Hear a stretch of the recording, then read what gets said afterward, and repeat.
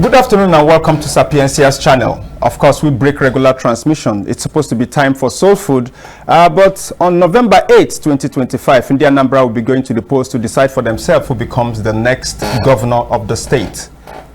Pursuant to that, June 11th to November 6th has been declared the campaign window for the elections.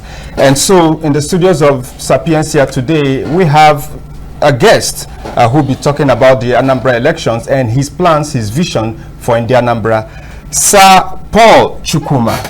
Good afternoon and welcome to SAPIENTIA's channel. Good afternoon and thank you for having me.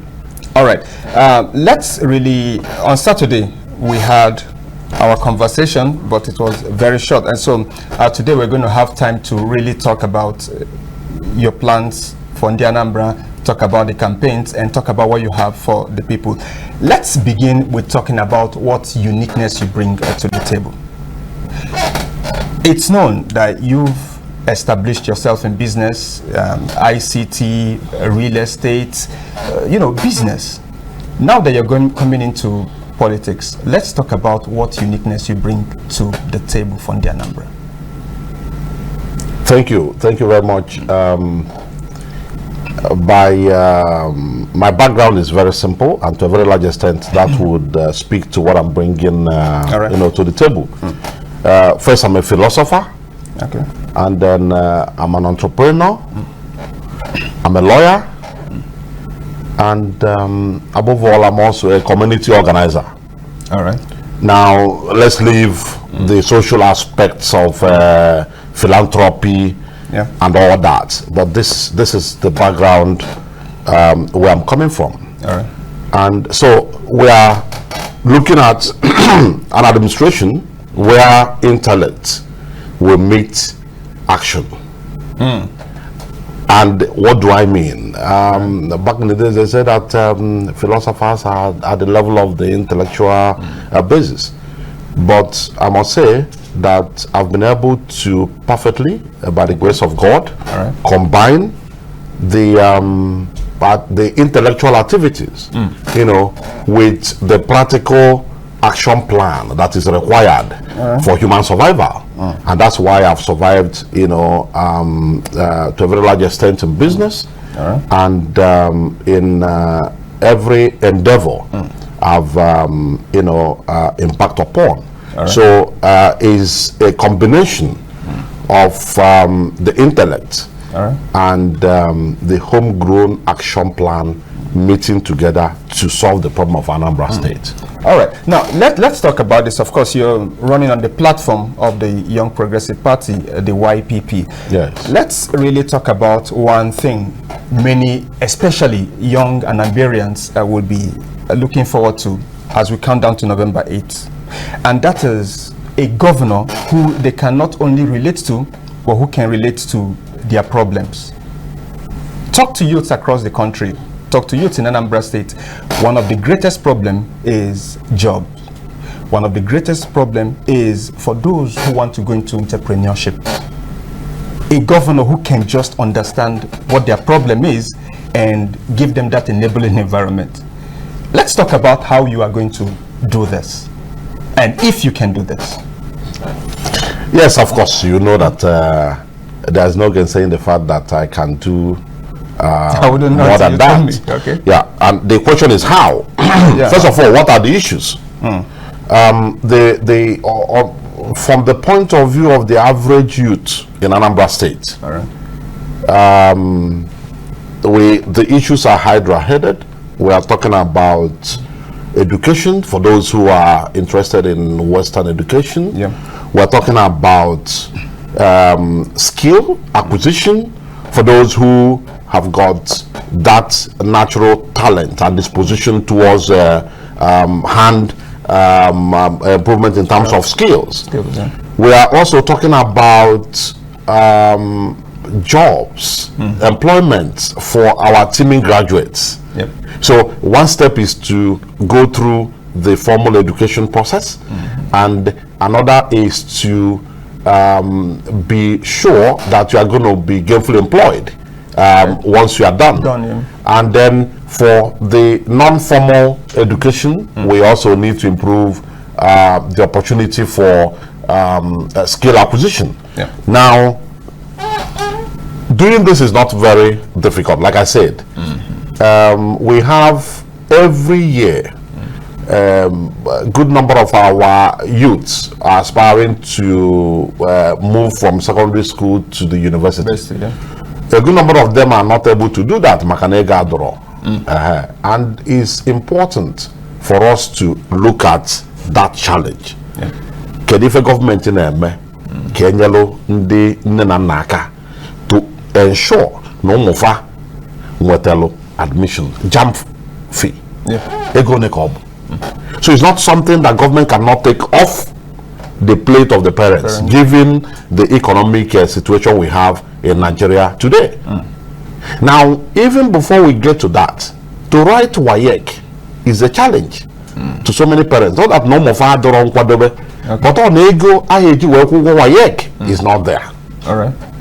Can if a government in at the moment, or what if a government in Now, because we're now talking about moving from one level to the next level. So now you go say I will to SS3. Yep. WAEC.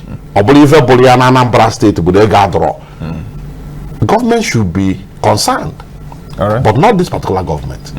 So part of what we are going to do as a government when I'm sworn in as governor of Anambra State is to first of all begin to identify these issues and solve them both in the formal and non-formal sector.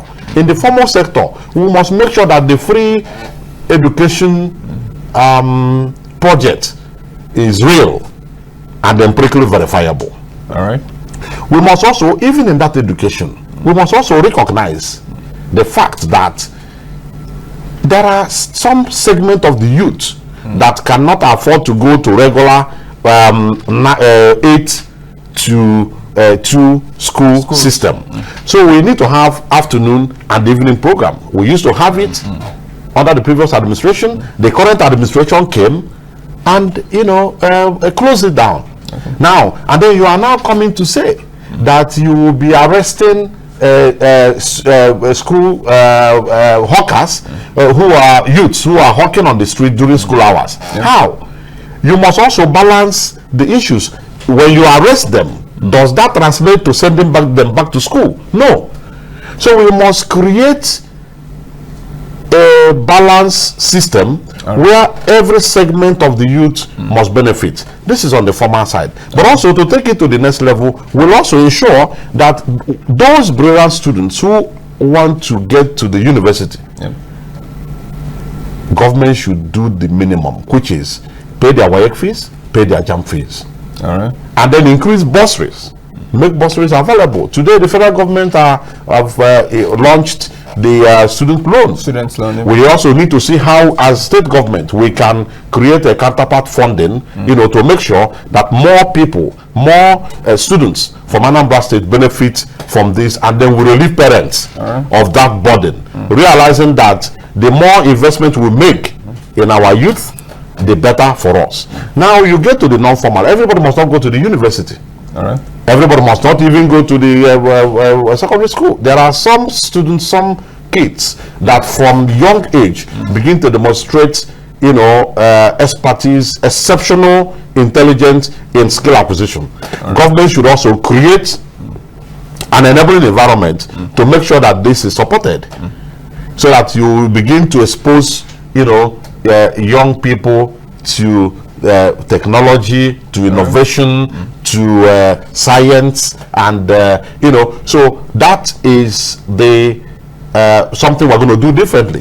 This current administration is not, they're not looking into that. And like I said, I've said to a whole number of people, we're also going to rejig the Aba Boy system, such that we will create a database of Ndi Boy, and make sure that after 6 years or 7 years of Aba Boy, that now government makes some funds available to these our young people to encourage them in the unlikely event that their master ain't offer enough money to go into the scale famugolo.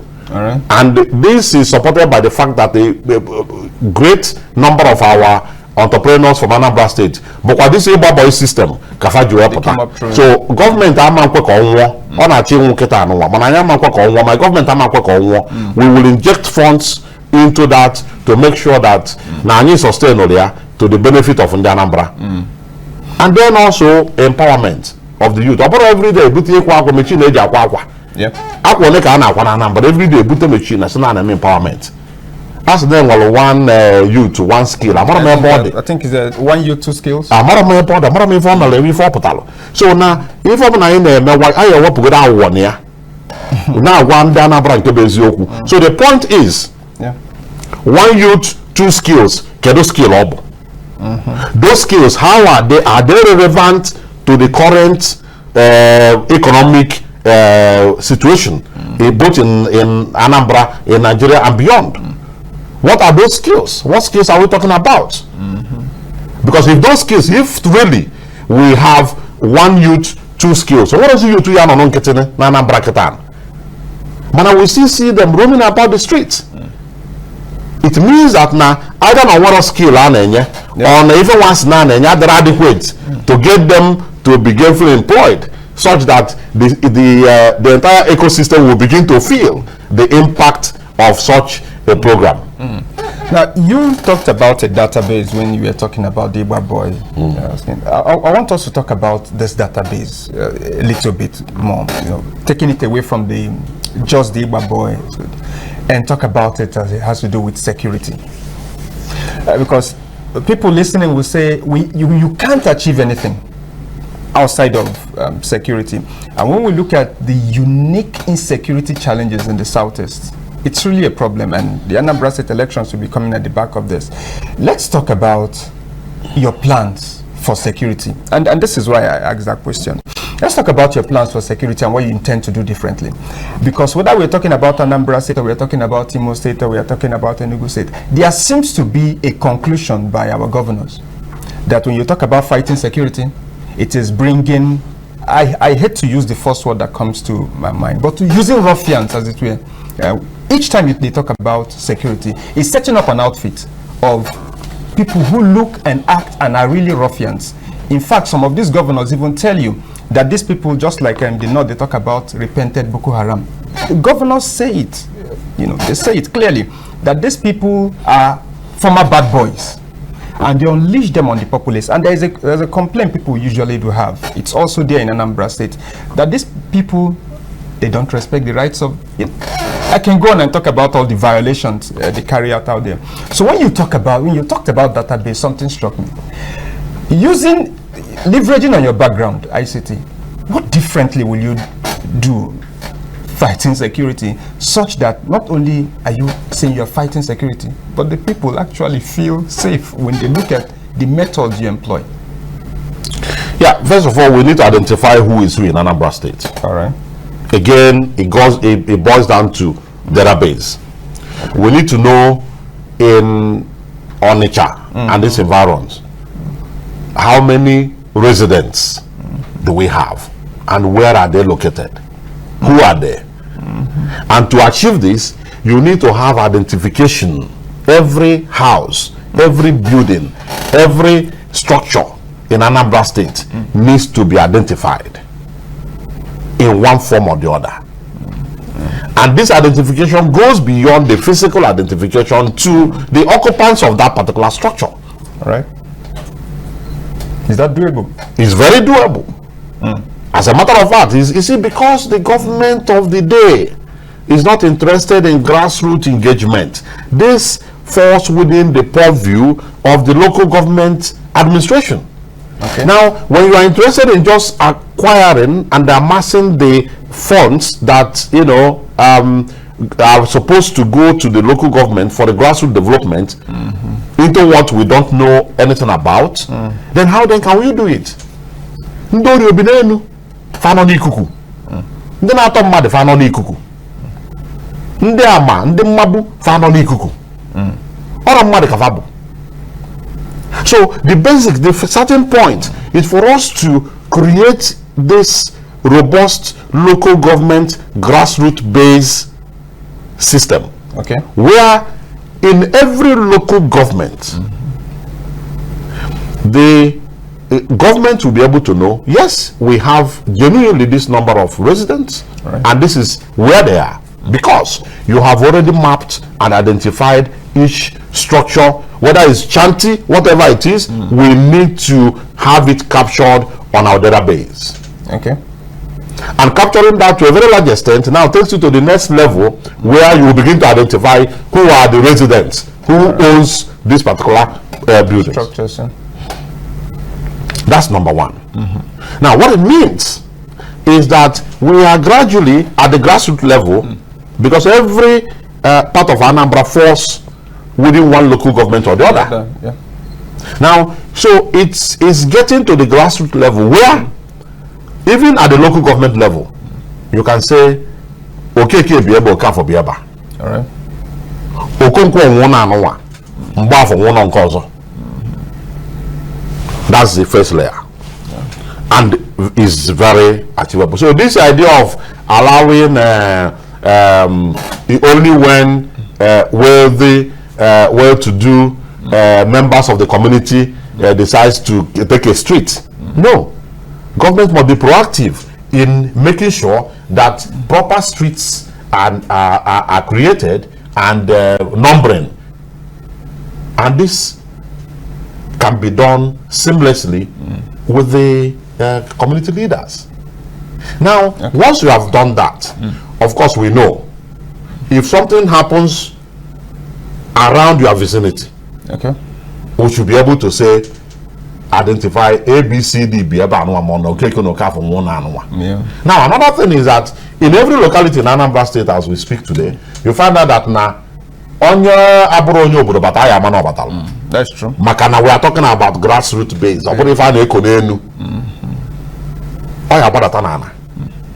To the average man,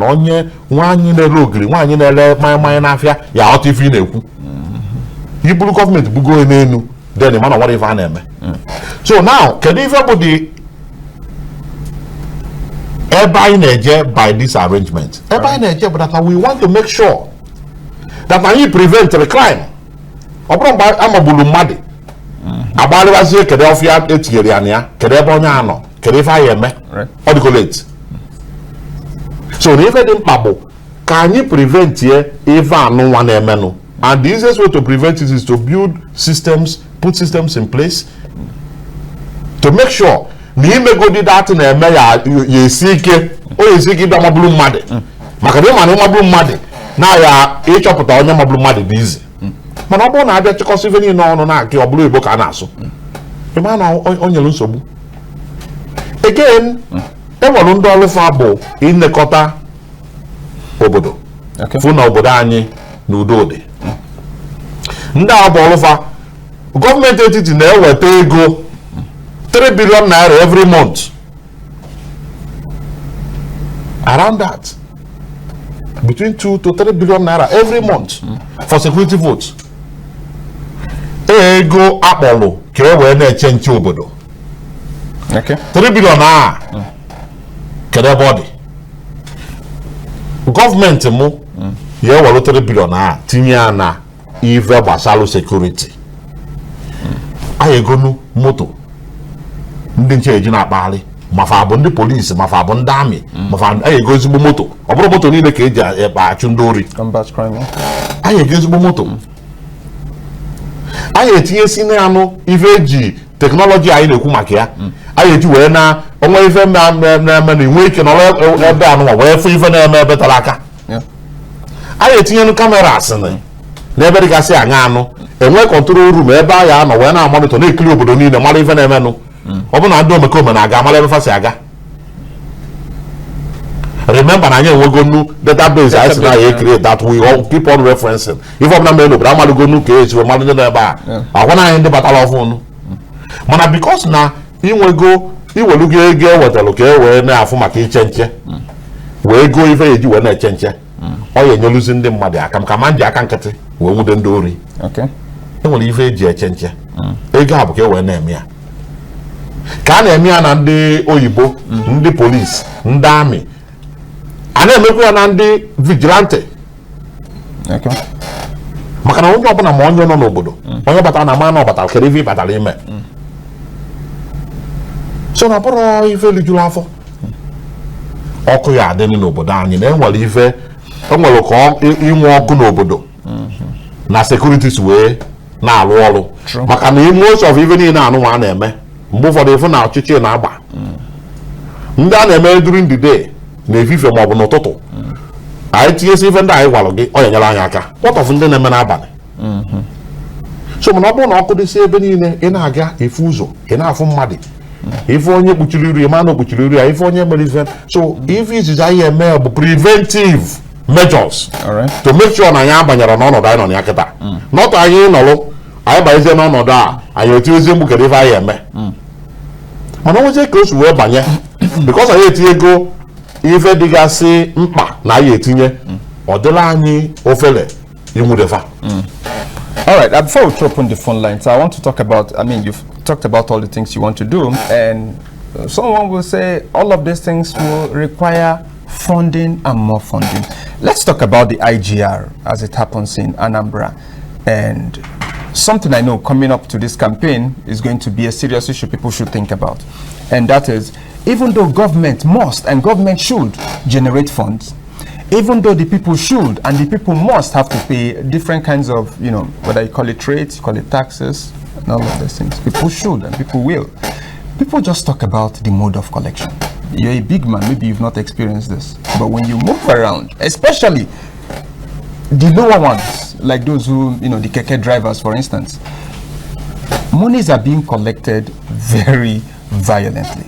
You know, smashing of people's screens, intimidating people, beating up people. You go to the markets, even though these traders must, and they should, so nobody should say, we are saying they shouldn't pay, even though they must and they should pay these rates. You see people being flogged, you see women's wares being destroyed and all, and them trying to collect this thing.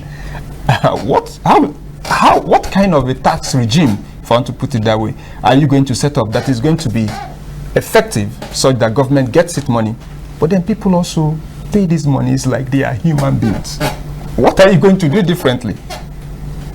Yes, before we talk about IGR, the internally generated revenue, I think it's important for us to first of all look at the money that is available meant for security. Meant for security. 3 billion naira every month. 3 billion.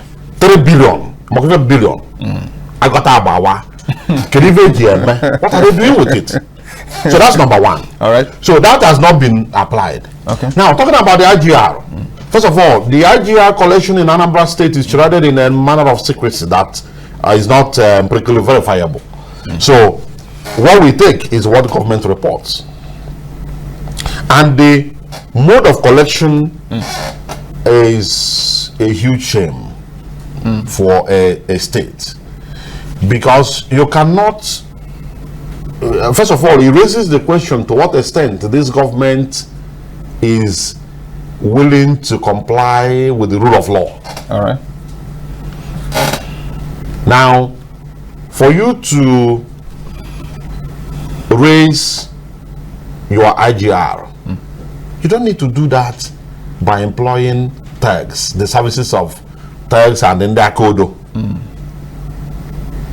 So Ndi Akodo want the taxpayers, buzo kuli go go up. Ya kuzu kwata we ko tax ma. And this is coming in the 21st century. Obugodi mbo wan na aboso tax, even that na aboso. So I stand to condemn in its entirety the audience ana ego by government in Anambra. Onye ọbụla bụ onye Anambra kwesịrị ịkwụ tax. I agree. All right. Because of course government needs those revenues to deliver the dividend of democracy. The government needs them. So it's an obligation we owe to the state. Yep. So there's no gainsaying that fact that we as Ndi Anambra must pay our taxes. But also we are in a civil society. We are not in a banana republic where you stop people in the name of tax collection, maim people. Some people have lost their life. Lives have been lost simply because the mode of collecting these revenues are so crude and brutish. And then one wonders why nobody is talking about it. And this started from the one of this administration. And every day it seems they are graduating from one level to the other, and then nothing is happening. There's no consequences. People have been killed. So, and to shock you, my brother, all this going on, yet, let's even talk about Southeast, with all those Akodo association, Anambra State is still not the first in terms of amount of IGR generated. Enugu State is still far ahead of Anambra State. Yet, so that means again, it falls down to leveraging on available technology and engaging in civic discussion with the residents. And in the Anambra, you get more by this crude, archaic, brutish manner of collection. All right. So it's unfortunate. And that's the first thing my administration will stop. All right. People must be encouraged to pay taxes, and the collection process must align with the rule of law. All right, we'll throw open the phone lines right now. I'm very sure that the audience will want to grill you, as it were. You are now their guest for the remaining minutes. 090, of course, I'm still in the studios of Sapientia with the governorship candidate of the YPP, the Young Progressive Party, and the forthcoming Anambra State elections. 090-359-44777. 090-359-44777. You can also call into 081-303-27285. 081-303-27285. Jude German, AKG, and Sapientia Studios this afternoon. Can we talk about, before the phone lines keep blinking, let's talk about education, healthcare. Let's talk about your plans for these critical sectors. We've talked about security, we've talked about economy. Let's talk about this too. What do you bring to the table as it has to do with these two critical sectors? Again, it's very unfortunate. And let's talk about the education. Right. From the abundance of the heart, the mouth speaks. Yeah. The current administration in 2022, which was the first budget, because the 2021 budget was already in place before the government came in.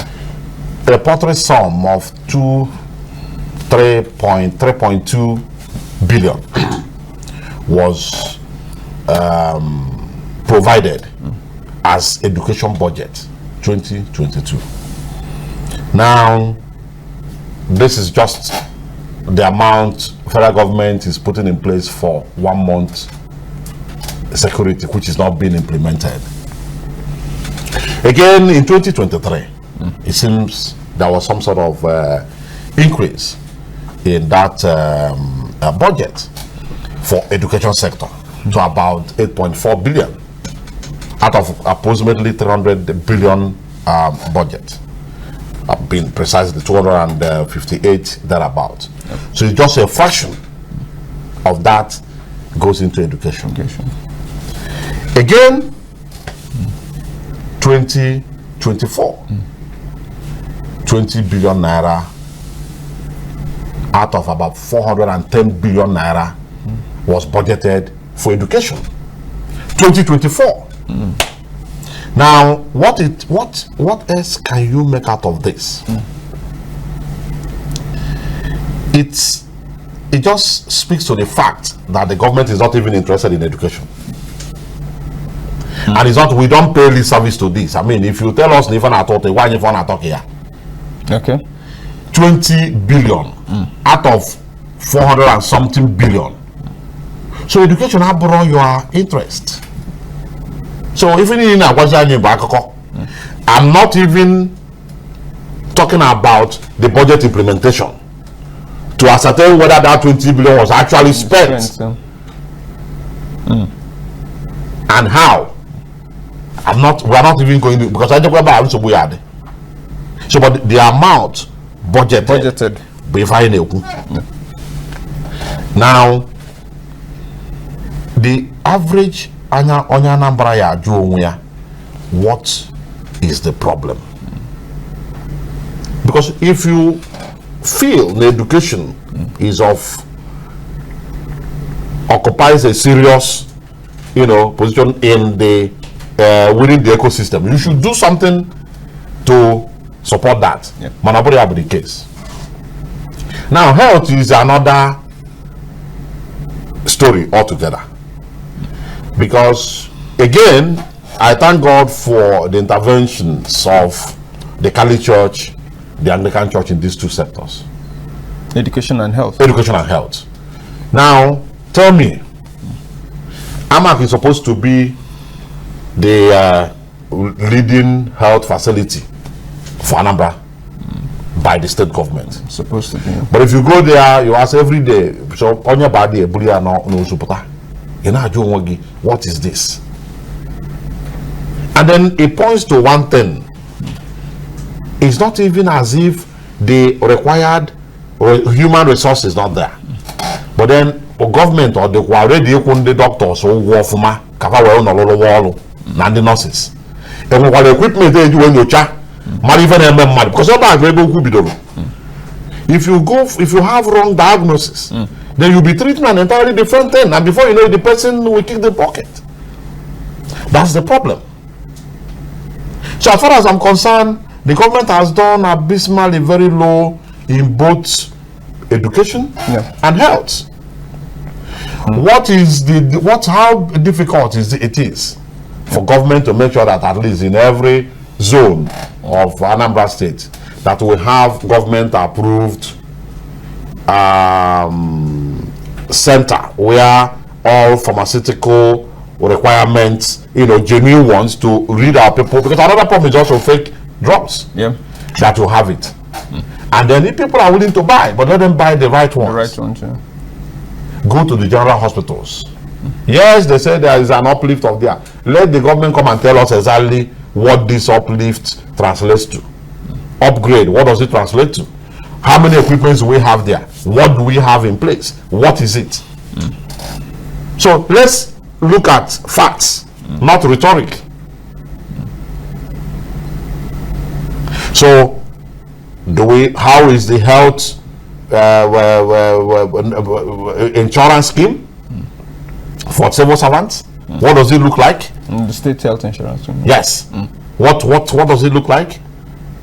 To what extent can it be relied upon? So these are the issues. All right. 09035944777 and 08130327285. Still in the studios of Sapientia, I do have Sir Paul Chukwuma, the governorship candidate of the YPP in the forthcoming elections. Let me ask you this. You've been campaigning, going out to communities, meeting in Anambra and all as you come down to this election. If there is one, talking about political culture now, political culture of the people, if there is something you want to speak to, what will it be?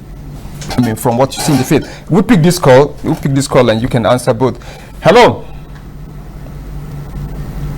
Sorry, network. So what exactly will it be? You're meeting the people directly. You've noticed something, or you're hearing some things. What exactly will that be you want to speak to? Hello? Yeah, welcome to the program. I just wanted to concern that, like example, when you go to support the equipment, they don't think is enough. Because if it is enough, all the government should not go outside and treat themselves. Can I really make out what you're saying? Huh? Yeah, be more audible, sir. Yeah, I say if the equipment they are saying they are putting in that general street is enough, why are they going outside to feed themselves or send their children outside? So they are just confusing themselves. So they tell themselves the truth so that our state should be well. And another thing in government, if there is no any challenging party, so the one that is ruling. If there's no what, sorry? If there is no any challenging party to that ruling one, that ruling party will just be doing it. So it's better that other parties should come and challenge them so that they will take the right thing and do the right thing. So that is my support. All right, we hear you loud and clear. Thanks for that contribution. But then what he said is up to the people. Yes, no, what he's saying is something I'm talking about. The first point he made was that there's nothing. Otherwise, these guys wouldn't be going abroad. Getting out abroad. You know, to for medical treatment and all that. So we're not even, that is even going far. The basic things we can't do them in these hospitals in Anambra State. And then the second point he made is that we are having this because a political party has taken monopoly and feels that they can do anything they like. That other parties should come out and challenge. That's why YPP is here to take over government, because we can't continue like this. Anambra is going down by the day. So YPP remains the viable platform for Ndi Anambra to vent and then take over the state and return it back to the people. All right. Hello. Yeah. Good afternoon, sir. Yeah. All right. Go ahead, Uche. Yes, Uche. Go ahead. Hello. Hello. We can hear you, Uche. Go ahead. Is it Uche speaking? That's quite funny. The second point he raised, I've always said, correct me if I'm wrong, because you are the one campaigning, you are the one meeting the people. I've always pinned that to the political culture of our people. You can say it's a Nigerian thing, you can say it's an Igbo thing, you can say it's an Anambra thing, and it all relates. And that is the difficulty for the people to just look at candidates across board, even if it's 15 people, and just say, okay, I'm listening to this person, I'm listening to this person, I'm listening to this person. Who best speaks to my situation? Do you think we have that political culture yet? That's part of what we are trying to enthrone, because the issues at stake in this election is so huge, and we want it to be issue-based. Issue-based in the sense that let's forget about primordial sentiments of where Okeke is coming from or Kedebo Kafosi to Kedify Cholo for Anambra. Anambra dem way to order. Open Anambra the Roma, Kedonian Waluife, Anambra Cholo, Keduzi Anambra. Let's pick this call. Hello. Yeah, good evening, Sir Man on the studio. Good afternoon, sir. Yeah, this is Mr. Paul and I'm calling from Nemo. You're welcome, Mr. Paul, sir. Go ahead. My brother, Obuna, even when we as governor, we are voting you. Obuna party can't vote, it cannot be when you get me. Okay, what now, if you are a man now, you can see the ghost and I get the motor. The moment you turn a head bridge, you are not even change yours. If Anambra State are carrying this level, some people when we give them only the call. The moment you want to pass, you will see different men. They clear you asking no sense. Why there is my brother or even this tax in which we will not get over there people and mad agree from the mother the car you want to ban more. You can't relax. Even you can't keep facility for people to peace. The moment you want, I see one man want to peace for God, that man is well in place. The moment you see they caught him, you can see different category. Almost name with your narratives. And with your boy, go and peace this place. Different pieces. my brother, this is what I'm saying for my own side. Why people can do this thing with this thing in a cookie? Come every situation, come every young vacation come over though. Over by which is running level to standard of Anambra State, and I carry back with this kind of thing. Because my brother, if I can not support you, thank you very much. All right, thank you for calling in to the program. I grew up in the north. I still remember the first time I came to the east and I saw the level of guns in people's hands and I was, what's happening? I think it's now normalized in our eyes. What do you speak? How do you speak to what you just said? No, but this is not normal. It can't be normal because everybody's complaining. The point is who is going to bear the cat. Okay. That's why I'm here. That's why YPP is offering in Anambra a very credible platform to vent. And we are not just saying that we are, going to do. We are also explaining to Ndi Anambra what the issues are and how we can deal with them. The how, yeah. If we may not phone now, but what in the how? Let's pick this. Hello, sir. Oh, hello. Hello, good afternoon. Yeah, good afternoon. My name is Chinelo. I'm calling from Abuja. You're welcome, Chinelo. All right, thank you very much, sir, for taking this time. So I wanted to find out what are your plans for education. So I have noticed that there is this decline in interest for young people in education because they believe in big money, making it big at a very young age, and there's disinterest, especially because there has also been a decline in encouragement of young people to pursue education and not just education skills. What are your plans for young people to ensure that we go back to people doing things the right way, going to school, getting skills, good skills, and also following the process to success? What are your plans? Because the young people, like we say, they are the leaders of tomorrow, but also the leadership has to start today.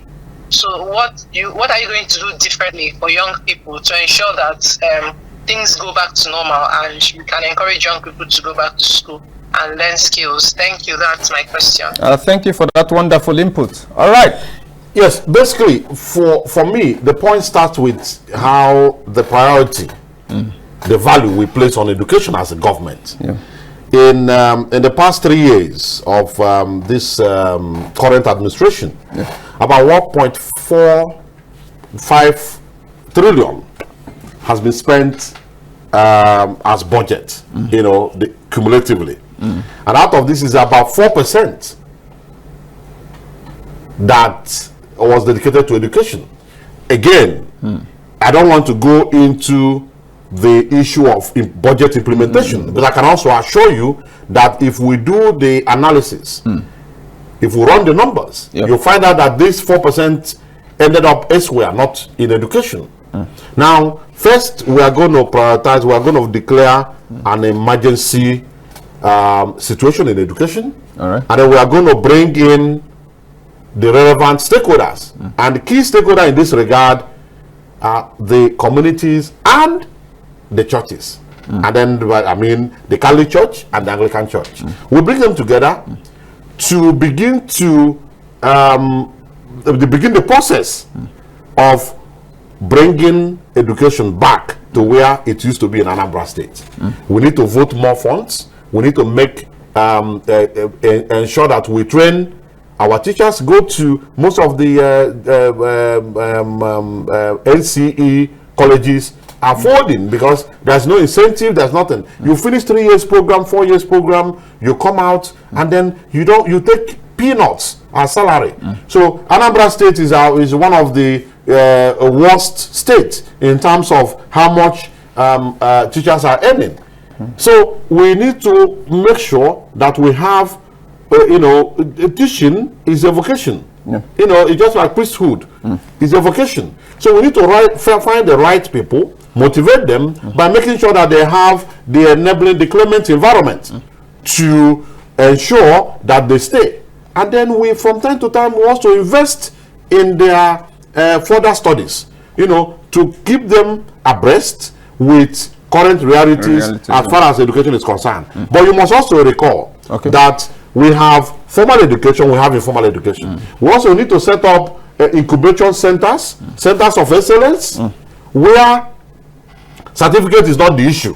What is the issue is skills. You know, people, you know, so that we have opportunity for our youth to begin to innovate, to begin to solve industry problems, to begin to use technology, you know, to do much. We have the space is so huge. Look at artificial intelligence. Look at the field of robotics. So it's not a question of the formal 9, you know, to 5 education system. We should also allow, you know, young people access to skill development. And that's really, more than anything else, is what we need now. Certificate, paper qualification is no longer what we need. We don't need, because some PhD holders cannot defend that certificate. They can't. And that's why you go to the universities, you see some professors who have been on that chair for about 15 years, 10 years, without even you know, having their inaugural. Then how can you be a chair? And then you have not defended that seat. No inaugural lecture. 5 years, 10 years, even 15 years. So they are now buying certificates at, you know, degree level. We don't need that. What we need, young people that can innovate, young people that can put together, you know, codes and come out with something revolutionary. We need system that can disrupt the status quo and then come out with something that has strong commercial value. I ask you, how many patents do we have from Anambra State? Go through the universities. How many patents do we have? We are not talking about commercialization of those patents. We are talking about even the patents. How many research labs do we have? So gone are the days where we do A for Apple. We don't have Apple. We are doing A for Apple. So the foundation. Maybe we say A for Apple. Education must find expression in the concrete life of the people. Yeah. You are telling an average village boy using technologies that he cannot relate to. It doesn't make sense. So it's high time we come down to deal with our concrete life situation. What do we need as a people? What are our challenges? How do we solve the universities are established and the polytechnics are established to solve industry problems. What is happening in our universities? So these are the issues we would resolve as a government. And then make sure that we have room for both formal and non-formal education. Both of them are required for us to pursue a well-balanced economic and social development. That's quite wonderful. Besides the whole campaign, as we round off this session, besides the campaign and besides running for governor, I hope you really know, they say to whom much is given, much is expected. And it's interesting listening to somebody like you, first-class honors everywhere you went to, advocate so strongly for a system besides just the regular, go to school in the morning and come back from school in the afternoon kind of education. Really advocating for a kind of education that includes young people, even if their parents cannot afford to go to school, really get skills, brush up these skills and make these skills relevant to society.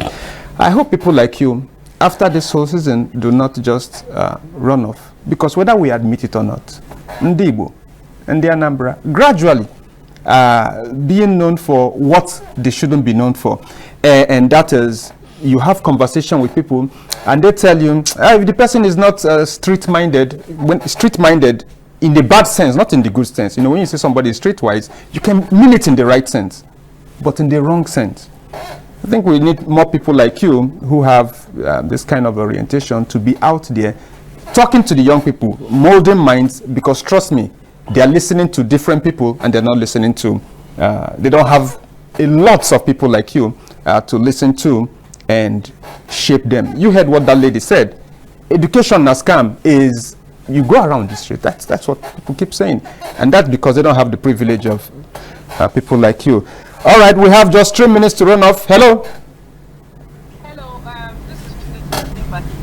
This is Chinelo, I called earlier from Abuja. Chinelo, can we do that in 1 minute so he responds in 2 minutes? Please. Yeah. I wanted to ask, what will be the role of women in your government if Ndi Anambra votes for you? Thank you. All right, thank you very much. That's a beautiful place to leave it. Role of women. Yeah, I also think that part of the problem we're having, you know, is the women are in a number of ways different from the men, both from the physiological and the psychological disposition that they carry. And part of our problem also is that we tend to feel this air of male chauvinism that limits us from moving towards affirmative action, you know, in such that the balancing that is required in government, we don't seem to get it. You know, women must be encouraged, you know, to play politics. And then not just politics, but then also we have a good number of our women in the Anambra, you know, but some of them are here scattered all over the federation, and some are in diaspora. So my government is going to ensure that we place the right, you know, person matching the particular office. All right. So regardless whether you're a man or a woman, if you are the most fit for that office, then if you are fit and proper, then we have you there. Of course, intentionally, we must also ensure that we create this balancing so that we'll have a robust executive council. All right, spoken about the youth, spoken about the women and everything in between. This is to say a special thank you to you, Sir Paul Chukwuma, the governorship candidate of the YPP, for taking time out to come to SAPIENTIA Studios, I dare say again, to talk to Ndi Anambra. Thank you very much. Thank you for having me. All right, of course, same time, same station, Soul Food will return next week. My name is Jude Jomanekeji. Thank you for standing by. See you again.